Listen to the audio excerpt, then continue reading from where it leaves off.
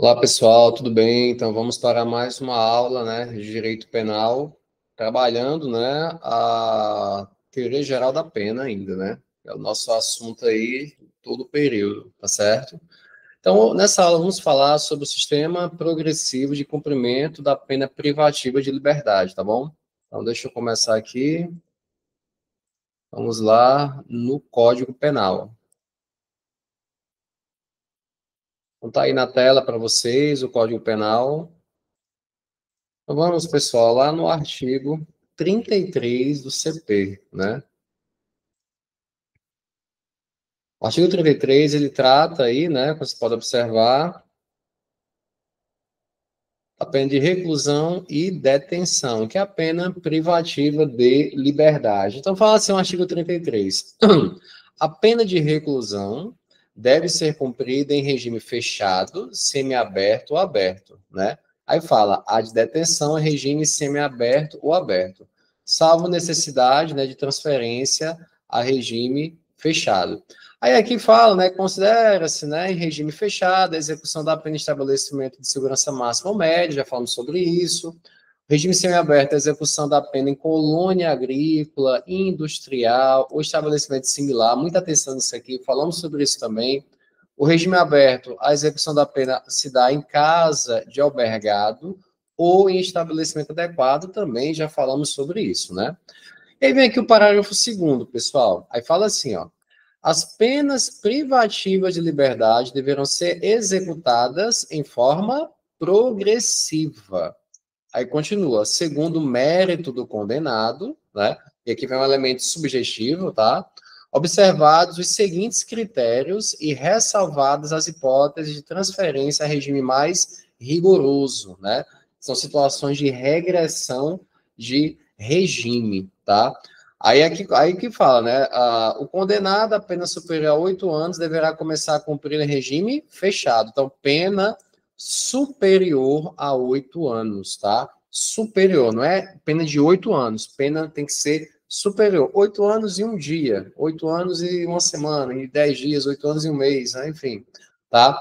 E aqui, pessoal, é a pena aplicada pelo juiz na sentença, tá? Então, se for superior a 8 anos, deverá começar a cumprir a pena no regime fechado. E aqui, né, condenado não reincidente, cuja pena seja superior a 4 anos e não exceda 8, poderá, desde o princípio, cumprir em regime semiaberto, né? Poderá, porque conforme nós vimos, se ele for reincidente, né, aqui, e tiver maus antecedentes, vai para o regime fechado, falamos sobre isso.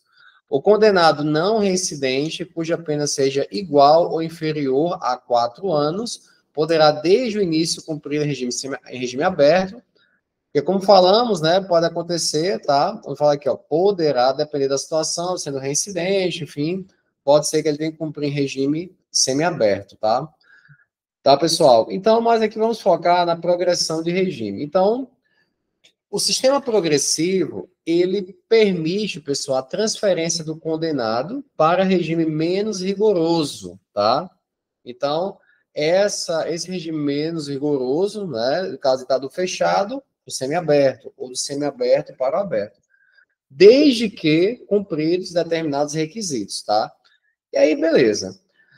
A Lei 13.964 de 2019, que é o pacote anticrime, modificou essa questão aí lá no artigo 112, eu acho que até, da Lei de Execução Penal. Eu acho que até cheguei a comentar com vocês, né? Vamos lá na LEP, no artigo 112 da Lei de Execução Penal. Então tá aí para vocês, né? Então vamos ler juntos esse artigo 112, que ele é importante. Então, fala aí, ó, a pena privativa de liberdade será executada em forma progressiva, com a transferência para regime menos rigoroso, a ser determinada pelo juiz, quando o preso estiver cumprido ao menos. Aí vem aqui, ó, 16% da pena se o apenado for primário e o crime tiver sido cometido sem violência à pessoa ou grave ameaça. 20% da pena se o apenado for reincidente em crime cometido sem violência à pessoa ou grave ameaça. Já falamos sobre isso em sala de aula, né? Aí fala 25%, né? Se o condenado for primário e o crime tiver sido cometido com violência à pessoa ou grave ameaça, um crime de roubo, por exemplo. 30%. se o apenado for reincidente em crime cometido com violência à pessoa ou grave ameaça. Então, ele cometeu um roubo e depois um homicídio. 40%. Se o apenado for condenado pela prática de crime hediondo equiparado, se for primário, um feminicídio, por exemplo, 50% da pena, né? Se eu subir aqui. Se o apenado for condenado pela prática de crime hediondo equiparado com resultado morte. Se for primário, vedado o livramento condicional. E tem feminicídio, inclusive, aqui, né? Tá 50%. Condenado for por exercer o comando individual ou coletivo de organização criminosa estruturada para a prática de crime hediondo equiparado, tá? Ou condenado pela prática do crime de constituição de milícia privada, crime do artigo 288-A do Código Penal. E aqui, continuando, ainda tem mais, ó, 55% da pena se o apenado for condenado pela prática do feminicídio, né? O feminicídio ele é maior, mais grave ainda, graças ao pacote antifeminicídio, Lei 14.994/2024. Se for primário, vedado o livramento condicional. 60% da pena se o apenado for reincidente na prática de crime hediondo equiparado. 70%, que é a maior porcentagem, se o apenado for reincidente em crime hediondo equiparado com resultado morte. Vedado livramento condicional. Então, perceba-se que jamais vai ter previsto, né? Ele tem que cumprir 100% da pena. Sempre será possível, claro, desde que obedeça os requisitos de bom comportamento, também carcerário, enfim, a progressão de regime. Então, ela sempre será possível, beleza? E aí, beleza, pessoal, eu tenho a progressão de regime, ele tem direito. O que é que acontece? Instaura-se o chamado incidente de progressão, tá? O que é esse incidente de progressão? Eu vou me voltar para o juiz da execução penal e falar para ele o seguinte, olha, o preso já está em condição de progredir do regime fechado para o semiaberto, por exemplo, ou do semiaberto para o aberto. E quem é que vai dar esse pontapé inicial, esse pedido, né, no âmbito do incidente de progressão, para a abertura desse incidente? O juiz da execução, ele pode fazer isso de ofício, tá? Ele pode, de ofício, né, instaurar um incidente de progressão, ou pode ser a requerimento do Ministério Público, do advogado do condenado, do defensor público, caso ele não tenha advogado constituído, como também o próprio sentenciado, o próprio condenado, ele pode sim, tá, requerer a progressão. Isso eu já vi, pessoal, trabalhando no Presídio Federal de Porto Velho, durante os meus 6 anos lá, eu trabalhei 3 anos, tá, como chefe do setor jurídico. E lá no jurídico, a gente recebia as petições lá dos presos, muitas muito bem escritas, por sinal, pedindo justamente isso, ó, já estou no meu tempo, já tenho direito à progressão e tal. A gente encaminhava ao juiz federal corregedor, né? Que caberia a ele, que é o que ele, a ele, o juiz da execução, né? No caso, né? Federal da execução, caberia a ele analisar. Então, vamos lá. A gente falou muito de requisitos, né, para a progressão. Então, nós temos tantos requisitos objetivos, que é justamente essa porcentagem aí, né, essas porcentagens que eu falei para vocês, e temos os requisitos subjetivos, que é o bom comportamento carcerário, né, não ter cometido falta grave no âmbito do estabelecimento prisional, e por aí vai, tá certo? Então, pessoal, vamos agora falar sobre a progressão de regime, tá?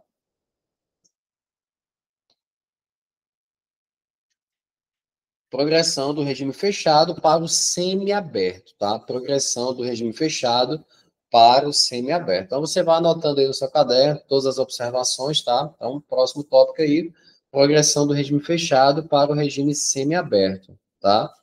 E aí, o primeiro ponto importante é quando se dá a condenação, né? Claro, condenou, ele foi condenado, por exemplo, em primeira instância. Então, ainda que haja recurso interposto, né, desde que sem efeito suspensivo, tá? Como assim? Ele foi condenado e ele interpôs uma apelação, né? Uma apelação, beleza? Contra essa sentença condenatória. E essa apelação, ela não pode ter efeito suspensivo, né? Quer dizer o quê? Suspender a execução da pena. E aí entra em cena, pessoal, a importância da súmula 716 do STF. Súmula 716 do STF. Deixa eu só abrir aqui, fica melhor aqui para mostrar para a gente ler junto, né? Deixa eu só ampliar aqui. Pronto, olha aí o que fala a súmula 716. Admite-se a progressão de regime de cumprimento da pena ou a aplicação imediata de regime menos severo nela determinada. Olha que interessante. Antes do trânsito em julgado da sentença condenatória. Tá? Ah, professor, então é possível a progressão de regime, mesmo que ele ainda esteja recorrendo, né? Mesmo que ele não haja o trânsito em julgado, sim, é plenamente possível. Por exemplo, digamos que ele cometeu um feminicídio. Não, feminicídio não, feminicídio é uma pena muito alta. Digamos que ele cometeu um, um, um roubo, pronto.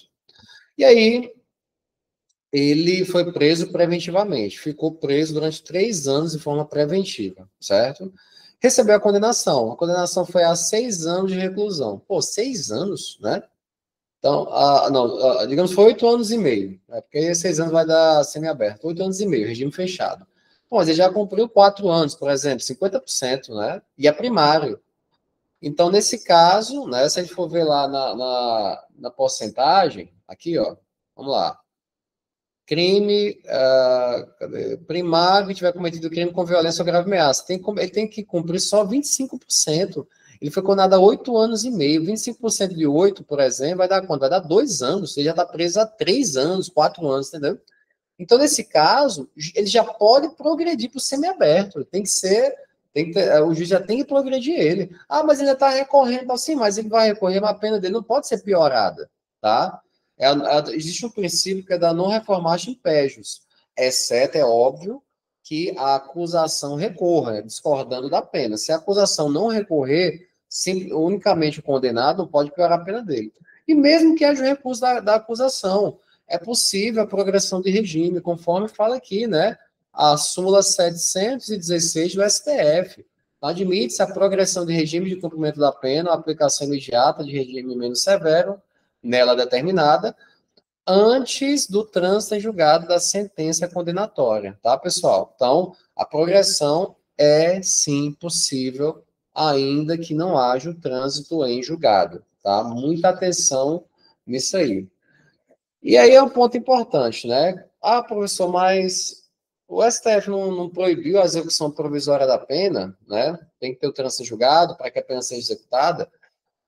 O que acontece, pessoal? Não se trata de execução provisória da pena, tá?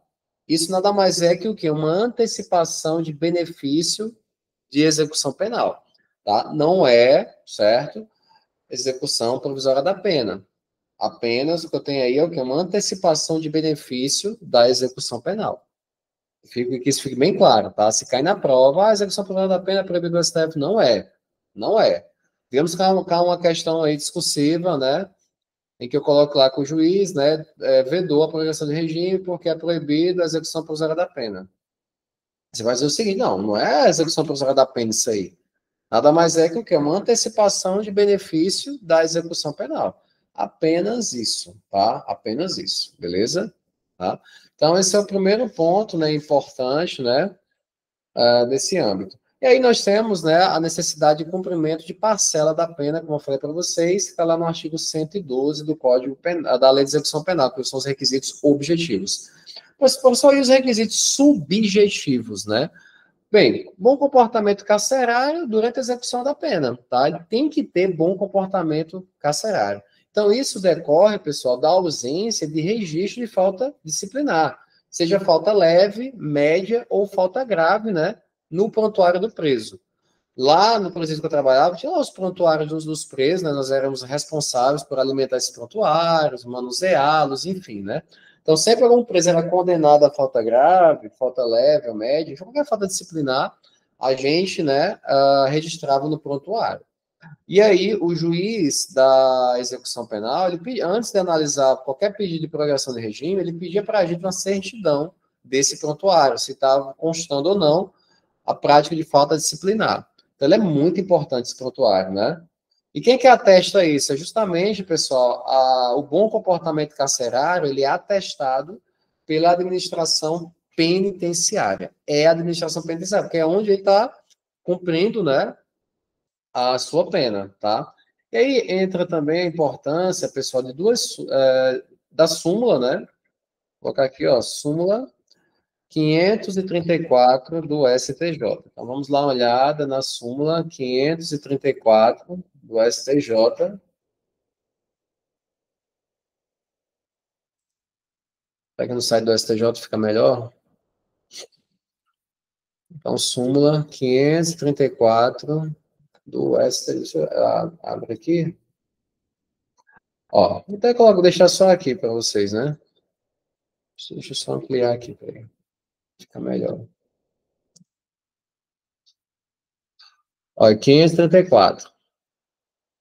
Ó, a prática de falta grave interrompe a contagem do prazo para a progressão de regime de cumprimento de pena, o qual se reinicia a partir do cometimento desta infração, né? Então, por exemplo, faltava uma semana para ele completar o tempo para poder progredir de regime conforme, né, o requisito objetivo, a porcentagem necessária, né, para cumprimento de pena para progredir. Beleza. E aí, ele comete a falta grave. O que acontece? Interrompe. Então, o prazo zera. E começa a contar a partir daquele momento, certo? E eu levo em consideração o quê? O tempo total da pena ou o tempo de pena que falta cumprir? O tempo de pena que falta cumprir. Então, digamos, ele foi condenado a 10 anos. Tinha que cumprir 25%. Do caso, vai dar aí 20%. Vai dar 2 anos, né? É isso, né? 2 anos. Ele comete a falta grave. Tava faltando uma semana para, né? Então, zero prazo, né, para ele progredir regime de novo. Então, falta quantos anos para ele cumprir a pena? 8 anos. Então, ele vai ter que cumprir 20% de 8, não de 10, mas de 8, né? Então, a prática de falta grave, ela interrompe a contagem do prazo para a progressão de regime de cumprimento da pena, o qual se reinicia a partir do cometimento dessa infração. Então, muita atenção em relação a essa súmula 534 do STJ. Lá na lei de execução penal, pessoal, no parágrafo 6º, vamos lá, também inserido, né, aqui pelo pacote de crime, a lei 3.964/2019, fala isso, né, o cometimento de falta grave durante a execução da pena privativa de liberdade, ó, interrompe o prazo para a obtenção da progressão de regime de cumprimento da pena.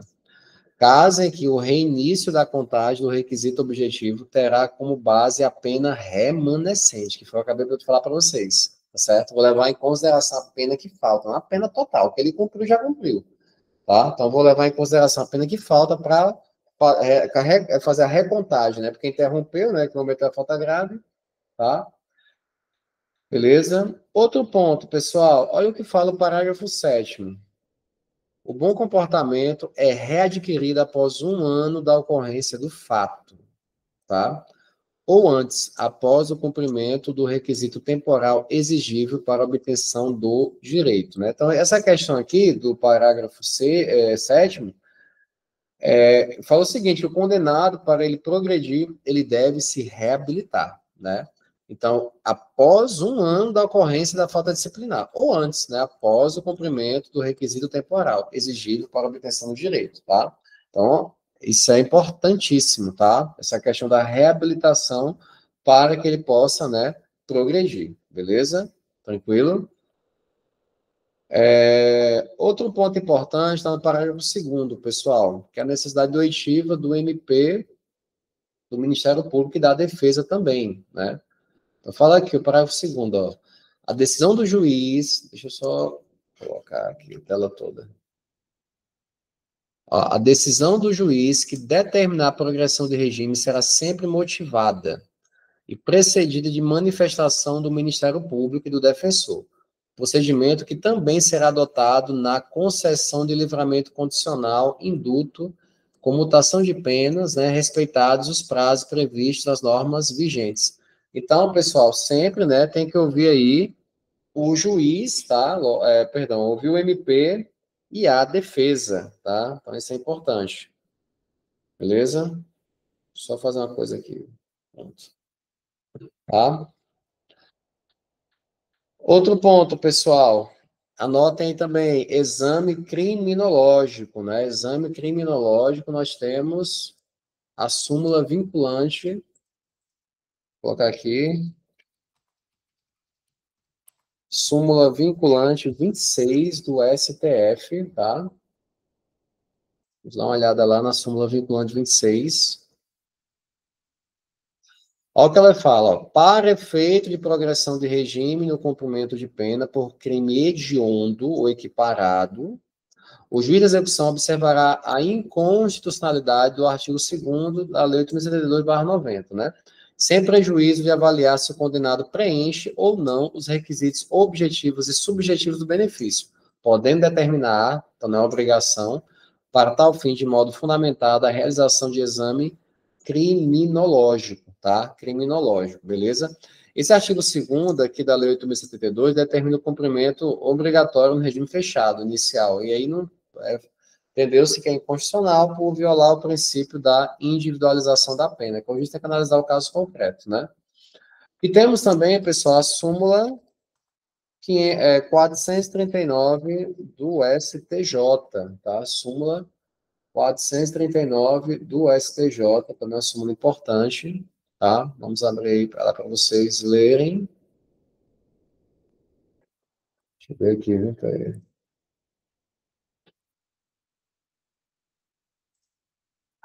Deixa eu ver esse site aqui que aqui aparece. Pronto.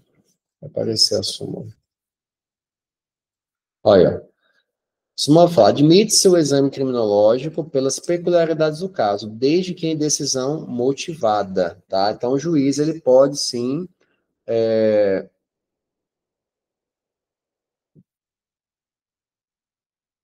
tá? Então, admite-se o exame criminológico pelas peculiaridades do caso. Beleza, pessoal? Então, não é algo, assim, obrigatório, mas o juiz, ele pode, né, determinar a realização do exame criminológico. Beleza? Outro ponto importante, vamos lá, já é o segundo tópico, né? Progressão do regime semiaberto para o aberto. Pessoal, só um momentinho aqui, viu? Peraí.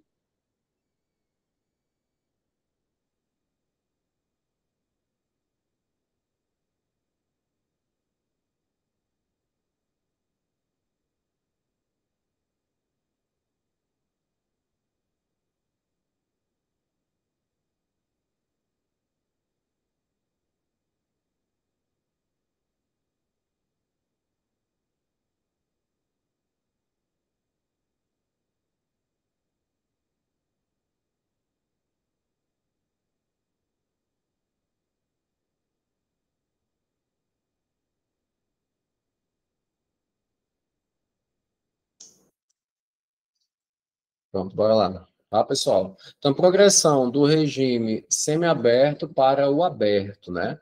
Então, vamos lá, na Lei 7.210, né, Lei de Execução Penal, lá no artigo 113, então, vamos lá, aqui, ó, artigo 113 da Lei de Execução Penal. Então, fala assim, o ingresso do condenado em regime aberto supõe a aceitação de seu programa e das condições impostas pelo juiz. Né? Ele tem que aceitar isso, né? Feito uma formalidade em relação a isso. 114. Somente poderá ingressar no regime aberto o condenado que, vamos lá, estiver trabalhando ou comprovar a possibilidade de fazê-lo imediatamente, né? Então, isso aqui é importante. Apresentar pelos seus antecedentes e pelos resultados do exame criminológico fundados indícios de que irá ajustar-se com autodisciplina, baixa periculosidade e senso de responsabilidade ao novo regime, tá? Então, isso aqui é importante. Então, ele tem que apresentar, né, pelos seus antecedentes, né, esses indícios de que irá ajustar-se com autodisciplina, baixa periculosidade, senso e responsabilidade do novo regime. Isso é importante. Parágrafo único. Poderão ser dispensadas do trabalho as pessoas referidas no artigo 117, né? Tá? Que aí são essas aqui, ó.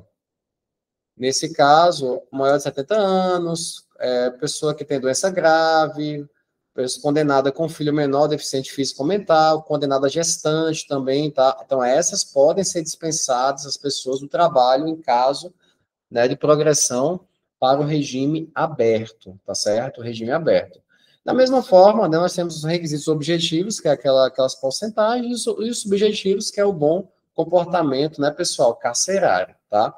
Aqui no artigo 112, parágrafo 3º, nós temos a progressão da mulher gestante, tá? Artigo 112, parágrafo 3º. Olha só o que fala aí da Lei de Execução Penal. No caso de mulher gestante ou que for mãe ou responsável por crianças ou pessoas com deficiência, os requisitos para a progressão do regime são cumulativamente não ter cometido o crime com violência grave ameaça à pessoa, não ter cometido o crime contra seu filho ou dependente, né, claro, ter cumprido ao menos 1/8 da pena no regime anterior, ser primário e ter bom comportamento carcerário comprovado pelo diretor do estabelecimento, não ter integrado a organização criminosa. Nessas situações aqui, né, trata da progressão de regime da mulher gestante. Além disso, né, pessoal, nós temos também lá o Código de Processo Penal. Código de Processo Penal,